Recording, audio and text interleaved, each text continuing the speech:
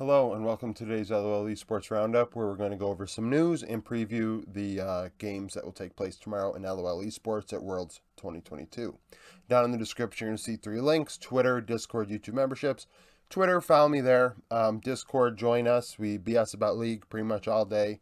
This morning we were speculating on some news that isn't on here because it is not official on Leaguepedia. And then finally, YouTube memberships, $3 supports me. That's $3 a month. You get a badge in the comment section. At $10 a month, you get extra content, including, for example, the video that's going to come out after this one, members only, where I predict who's going to win this game or series tomorrow. I am 62-20 at Worlds. Throughout summer, I was around 68 to 70%. So if that interests you, it's at the $10 tier, as well as American football, NFL, fantasy football content.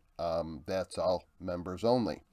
Now, with the news, like I said, if it's not on Leaguepedia, I'm not gonna deal with it. I know Wooloo is very good at what they do, so I'm gonna assume that news is probably true, but I'm not going to comment on it like this and go over it until it is official. And as of right now, midday my time, it's not. So if later tonight it happens and people are like, oh well, it did end up happening, why didn't you talk about it? It'd be on tomorrow's video. So 100 Thieves, Papa Smithy's out. He was the GM of 100 Thieves the last 3 years, going 72-45, 61% win rate. Went to Worlds twice the last 2 years, where they went 3-3 last year and didn't get out of groups, and then this year 1-5, didn't get out. 2020 obviously not successful in international play at all. Comments. I mean, obviously domestically he did a very good job. He kept the team together, and the team does very well domestically. But internationally, it is one of the more predictable teams, which causes it to struggle.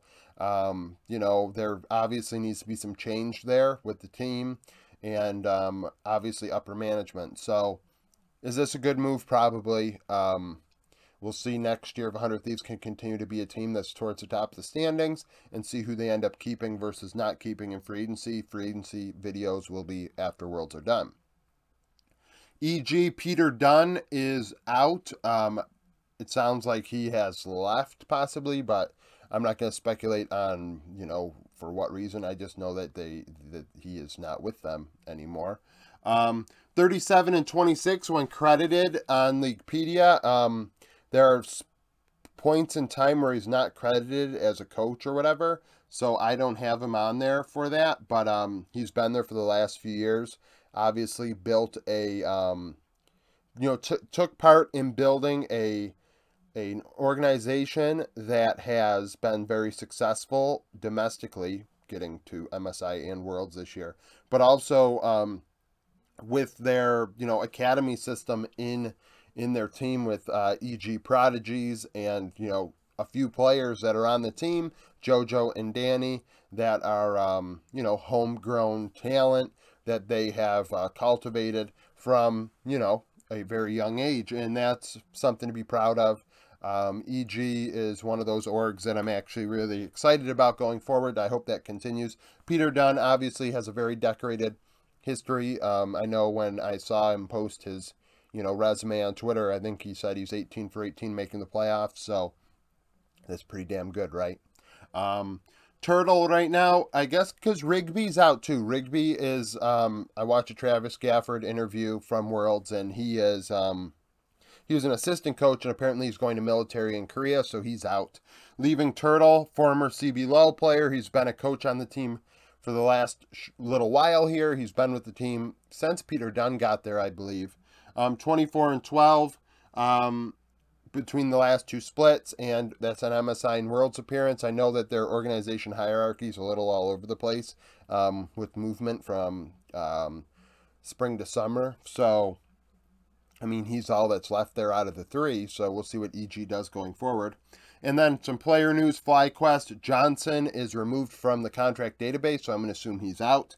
278 KDA, 961 CS per minute, 70.3 KP in the playoffs. He did a solid job. Actually, these stats are a lot better than I thought they'd be. A player that's noted for playing, the bot lane champs that are weaker, that are more utility oriented. Probably what this meta is more suited for him. But put up decent numbers. I know his Twitch was pretty nasty at points during summer, where he actually really won FlyQuest games by himself. 34.1 kill share, very high. That is very carry oriented. 1 out of every 3 kills. 25 gold share, 5 champions in 9 games. Very solid player. Similar to Tactical. I think that he probably continues to play in the LCS if he wants to, but not on a top org. And then Tomo is behind him. So right now Tomo would be the starter. 336 KDA, 859 CS per minute. Asterix played 4 Senna games across 36. Across 36 games, 4 might have brought it down from, what, 9 to 8.5, roughly. So that's still pretty poor for numbers. You'd like that a academy player that might be ready for the LCS put up a 9.5 or so in bot lane, at least in my opinion. 60.5 KP, 21.3 kill share, 23.1 gold share, very low kill share. So we go from a guy that had 1 out of every 3 kills to somebody with 1 out of 5. That's a very big difference when it comes to getting gold. Obviously, 2% less gold per game, getting into 10% less fights. You know, I thought he did well. I think he played a couple years back for Fly for a couple games, and I thought he did okay at that time. But, you know, I don't know if he's quite ready. But now, probably what the reason why people clicked on this video to begin with, JDG and Rogue, is the matchup tomorrow, quarterfinals at Worlds 2022. They have played before. They have crossed paths at Worlds 2020 in group stage. JDG would beat them both times. Zoom would go 7-4-4 the first time on a Renekton, and then Lamau went 6-3-11 the second game on a set at support. Now, what I find interesting about this is looking at JDG and Rogue. Not a lot of the same players, right? The mid lane matchup's the same though. Yagao versus Larson, which I think is actually pretty fun, right? That they are going to cross paths again. But I mean, we're not going to kid ourselves here, right? This is a pretty one-sided matchup. Hope versus Comp is what the matchup, I guess, that I would consider to be the one to watch. You know, bot lane is probably the spot where JDG has the most propensity to int, and I think it has been Rogue's strongest part of their team for the last month and a half, 2 months or so here. Trimby's really turned it up. Comp has turned it up. And if they have any chance, it is by winning through bot lane.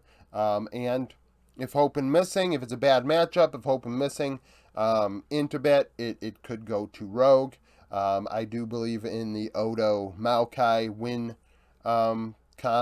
I mean, if you put Odo on Maokai, both games is at least 2 games stick out to me where Odo really was like a monster on the Maokai, and may have the best Maokai in the tournament, to be honest with you.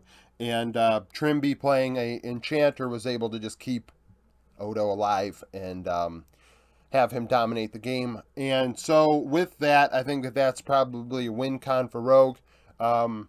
Otherwise, I mean, 369 has the edge. Kanavi has the edge. Yagao has the edge. Hope and missing really have the edge too. It's just a matter of Rogue. That's Rogue's strongest suit. So that's kind of the deal with this one tomorrow. It's probably the well, it's not probably. It is the weakest of the 4 quarterfinal matchups.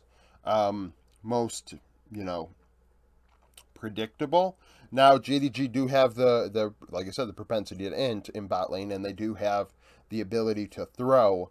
And they did do that in groups a lot, but they're able to come back in those games against what I would consider a stronger team in Damwon Kia. They did drop a game to Damwon Kia, but at the same time, that's kind of the deal here, right? They dropped a game, but they, you know, won as well. So that's it for the sneak peek for tomorrow and the news to cover for today. Down in the description, like I said, are the 3 links. So, you know, if you like the video, subscribe, like the video, share it. We cleared 3,000 subscribers yesterday. I really appreciate it. Predict down below with what you think this series is going to turn out being, or any of this news. What do you think it means? You know, yesterday's video, I went over narratives and didn't want predictions, and folks predicted anyways because they didn't listen to the video. So hopefully people listen. Then again, comments help. So I'm just rambling. Like I said, like the video, subscribe to the channel, become a YouTube member, follow me on Twitter, join the Discord, and thank you for watching.